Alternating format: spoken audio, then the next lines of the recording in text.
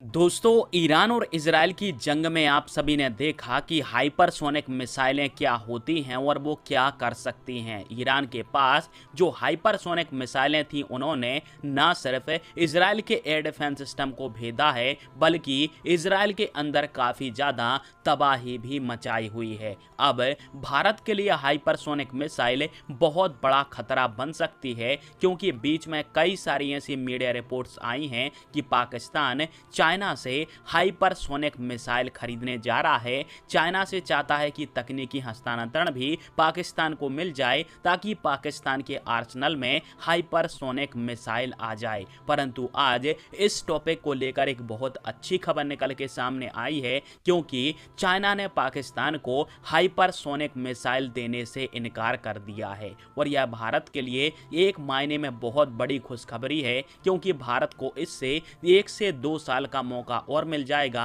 Hypersonic मिसाइलों का तोड़ बनाने के लिए, कोई इंटरसेप्टर मिसाइल बनाने के लिए, या फिर किसी भी प्रकार की टेक्नोलॉजी को बनाने के लिए। दरअसल चाइना के पास DF-17 नाम की मिसाइल है, जिसकी मारक क्षमता भी करीब 2000 किलोमीटर के आसपास की है। अब पाकिस्तान चाहता था कि चाइना इस मिसाइल को पाकिस्तान को दे दे, साथ में तकनीकी हस्तांतरण भी करे, ताकि भारत के ऊपर इस मिसाइल से हमला किया जा सके। और सच बात आप सभी को भी पता है कि भारत के पास भी दुनिया का कोई ऐसा एयर डिफेंस सिस्टम नहीं है जो कि हाइपरसोनिक मिसाइल को रोक सके। हालांकि चीनी मिसाइलों की क्वालिटी के बारे में नहीं कह सकते हैं, परंतु फिर भी हाइपरसोनिक मिसाइल तो हाइपरसोनिक मिसाइल ही है। परंतु यहीं पर चीन ने सबसे बड़ा खेल कर दिया है और पाकिस्तान को अपनी DF-17 मिसाइल देने से साफ इनकार कर दिया है। इसके पीछे यह वजह नहीं है कि भारत और चाइना के रिश्ते अच्छे हो रहे हैं, इसके पीछे वजह यह है कि चीन ने DF-17 मिसाइल का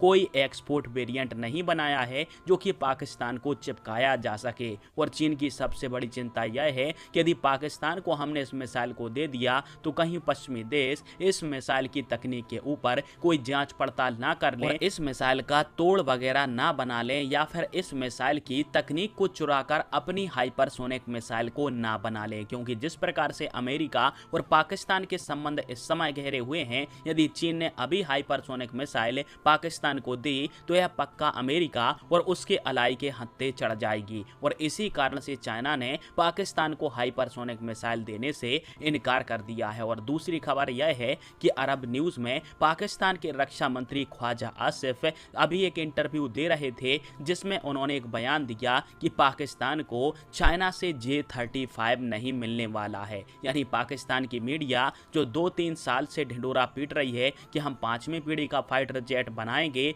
चीन की मदद से, या फिर चीन हमें इसको दे देगा जिससे हम भारत के ऊपर हमला कर सकते हैं, भारत को एक तरफा हरा सकते हैं, इन सब खबरों का पाकिस्तान के रक्षा मंत्री ने ही खंडन कर दिया है। शायद हो सकता है कि चाइना और पाकिस्तान के बीच में J-35 की बिक्री को लेकर कोई खटापट हो गई हो, इसलिए ख्वाजा से बोल रहे हैं कि यह खबरें केवल सोशल मीडिया पर चल रही हैं, यह खबरें सच नहीं हैं और हम पाकिस्तान चाइना से J-35 नहीं ले रहा है। हालांकि जो कुछ भी हो, पाकिस्तान और चीन के ऊपर भारत भरोसा नहीं कर सकता है और अभी हमें 1 से 2 साल का सुनहरा मौका मिल चुका है। हाइपरसोनिक मिसाइल भी हमारे खिलाफ आएगी, साथ में 5वीं पीढ़ी का फाइटर जेट भी चीन जरूर देगा पाकिस्तान को। इसलिए भारत को इस अवसर का लाभ उठाते हुए रशिया के साथ S-500 एयर डिफेंस सिस्टम की डील कर लेनी चाहिए, क्योंकि हम अतिरिक्त स्क्वाड्रन में S-400 को खरीदने का विचार कर ही रहे हैं। और यदि उतने में